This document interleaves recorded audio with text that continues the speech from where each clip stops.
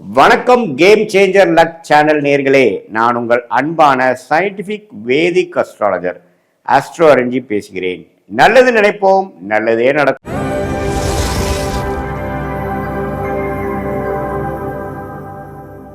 கடகராசிக்காரர்களுக்கு மார்ச் 2026 எத்தகைய ஒரு மாதமாக பலாபலன்கள் நிறைந்த ஒரு மாதமாக இருக்க போகுதுங்கிறது சயின்டிஃபிக் வேதிக் அஸ்ட்ராலஜி முறையில் எந்த விதத்திலும் மிகைப்படுத்தாமல், பரிகாரங்கள் அது மாதிரி மூட நம்பிக்கையில் போகாமல், உள்ளது உள்ளவாறு எது மாதிரி விஷயங்கள் நடக்கிறது, எது மாதிரி விஷயங்கள் நடக்க வாய்ப்பில்லை, எப்படி கொண்டு போகுது நம்மளுடைய வாழ்க்கை, அடுத்த கட்ட பயணங்கள், அடுத்த கட்ட ஸ்டேஜ் எப்படி இருக்க போகுதுங்கிறத இந்திய வேத ஜோதிட அடிப்படையிலான அறிவியல் சார்ந்த சாஸ்திரமான சயின்டிஃபிக் வேதிக் அஸ்ட்ராலஜி முறையில் நம்ம துல்லியமாக பார்க்க போகிறோம்.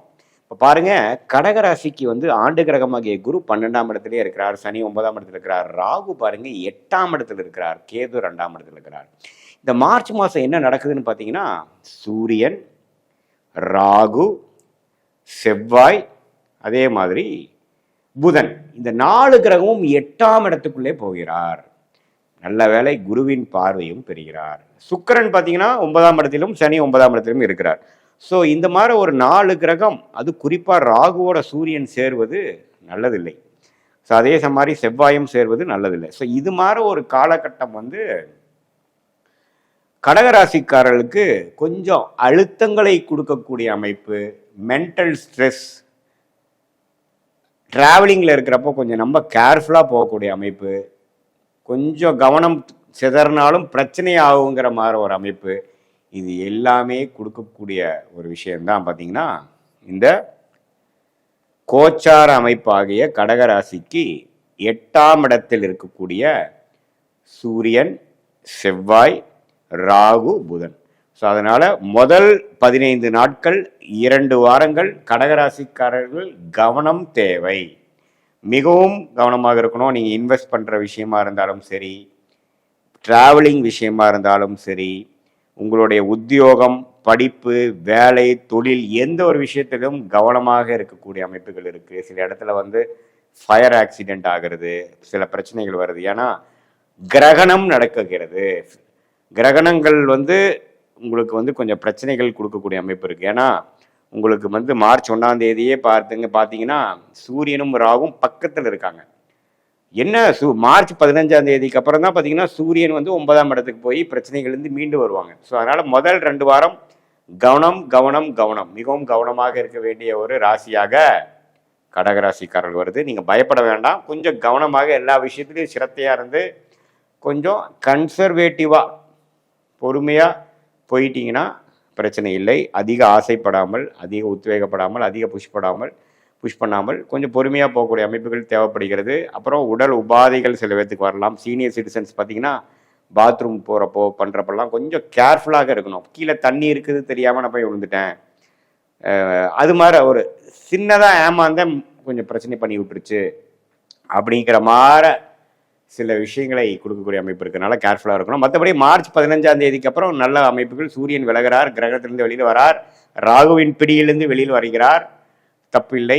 அப்பவும் பார்த்தீங்கன்னா செவ்வாய் இன்னுமே ராகுவோட சேர்ந்து இருக்கிறதுனால மாதம் முழுவதும் கொஞ்சம் கவனமாக இருக்கணும். பட் மார்ச் 15க்கு அப்புறம் சில விஷயங்கள் பாசிட்டிவாக இருக்கிறது.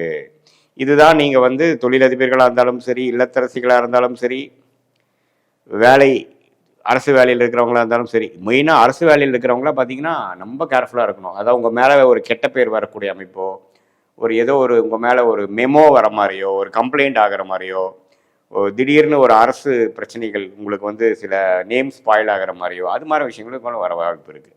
ஸோ அதனால் 2ஆம் வீடாக சூரியன் உங்களுக்கு வருவதனால கொஞ்சம் குடும்பம், தனம், வாக்குஸ்தானத்துலேயும் கேர்ஃபுல்லாக இருக்கும். நீங்கள் பேசுகிற பேச்சு கரெக்டாக இருக்கா, யாருக்கிட்ட என்ன பேசுகிறோம், கரெக்டாக கம்யூனிகேஷன் பண்ணுறோமா, இமெயில் பண்ணுறப்ப கரெக்டாக பண்ணுறோமா, எல்லாமே கொஞ்சம் தெளிவாக பார்த்துக்கக்கூடிய அமைப்பு இருக்குது. மற்றபடி பார்த்தீங்கன்னா முன்னேற்றங்கள் உண்டு. கடகராசிக்காரர்கள் அஷ்டம சனியிலேருந்து மீண்டு வந்ததுக்கப்புறம் இப்போ நல்லா இருக்கீங்க.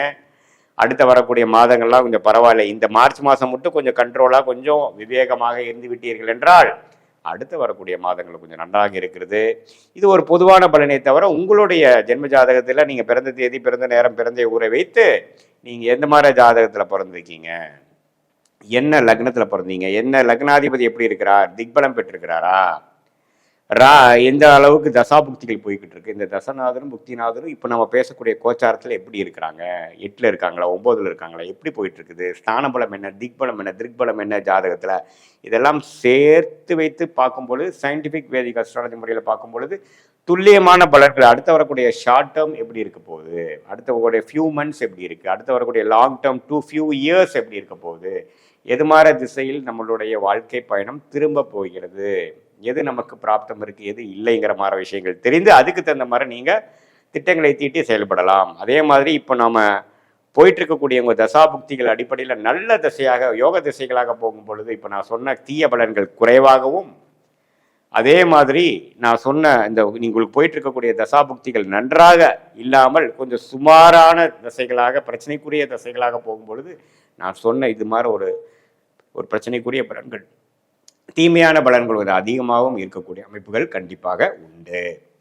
ஸோ அதனால் அதுக்கு தகுந்த மாதிரி தான் நீங்கள் பார்த்துக்கணும். ஸோ சயின்டிஃபிக் வேதிக் அஸ்ட்ராலஜி முறையில் நம்ம பார்க்கும்போது எப்படி அடுத்த வரக்கூடிய 3 மாதங்கள் 6 மாதங்கள் இருக்க போகுது, எந்த நேரத்தில் எது பண்ணலாம், வெளிநாடு போகலாமா உள்நாடா, நம்மளுடைய பிராப்தம் என்ன, தொழிலா வேலையா, அதே மாதிரி நம்மளுடைய உயர் படிப்பு நம்ம எது மாதிரி துறையில் நம்ம போனோம்னா ஜெயிக்க முடியும், எது மாதிரி துறை நமக்கு பாசிட்டிவாக இருக்குது, எது மாதிரி எனர்ஜி நம்ம ஜாதகத்தில் இருக்குது, எது மாதிரி விஷயங்கள் நமக்கு ஈஸியாக நமக்கு சக்ஸஸ் பண்ண முடியும், எதில் போனோம்னா சிரமப்படும், எது ஜெயிக்கும் எது ஜெயிக்காது, எந்த நேரத்தில் நம்ம இடம் மாறலாம், எந்த நேரத்தில் நம்ம ஒரு இன்வெஸ்ட்மெண்ட் பண்ணலாம், எந்த நேரத்தில் நம்ம கடன் அடையும், எப்போ கடன்லேருந்து மீண்டு வருவோம், இது மாதிரி விஷயங்கள்லாம் நீங்கள் இந்திய வேத ஜோதிட அடிப்படையிலான அறிவியல் சார்ந்த கலையான சயின்டிஃபிக் வேதிக் அஸ்ட்ராலஜி முறையில் தெரிந்து கொண்டீர்கள்னா சும்மா வீண் கற்பனைகள் இல்லாமல் பகல் கனவுகள் காணாமல் எது செய்யணுமோங்கிற விஷயத்தை துல்லியமாக தெரிந்து கொண்டு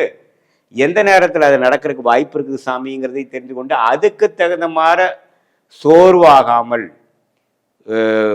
சோம்பேறித்தனமாகாமல் எந்தெந்த நேரத்தில் எப்படி எப்படி உத்வேகமாக செய்யணுங்கிறத செய்து அது மூலமாக உங்களுடைய பலனை இரட்டிப்பாக்க உங்களால் கண்டிப்பாக இந்திய வேத ஜோதிட அடிப்படையிலான அறிவியல் சார்ந்த கலையான தெய்வ சாஸ்திரமான இந்த சயின்டிஃபிக் வேதிக் அஸ்ட்ராலஜி முறை மூலமாக உங்களுக்கு ஃபஸ்ட்டு என்ன கிடைக்கும்னா கிளாரிட்டி கிடைக்கும்.